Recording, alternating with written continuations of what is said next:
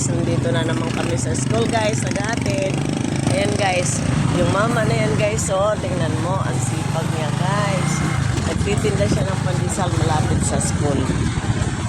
Yung rolling pandesal niya guys. Everyday yan guys.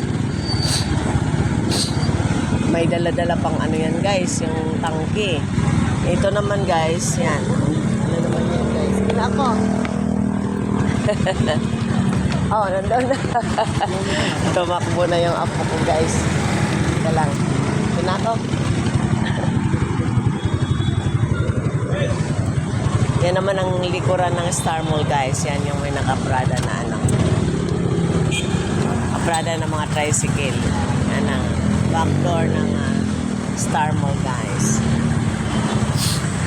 Yan. Yan naman yung Mercury loob ng Star Mall.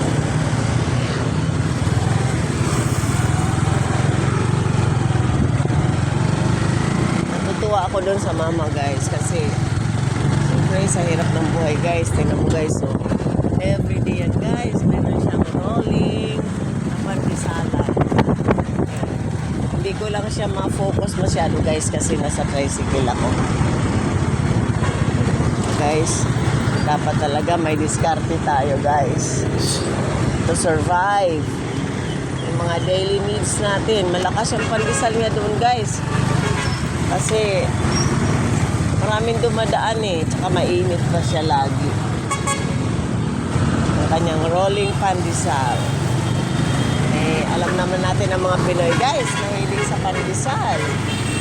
Yeah. Magandang pagkakitaan. Pauwi na kami guys. We're heading home na. Hatid na namin yung isang apo ko guys. Siya yung unang pumapasok in the morning. And guys, thank you for watching my video guys. Good morning and God bless.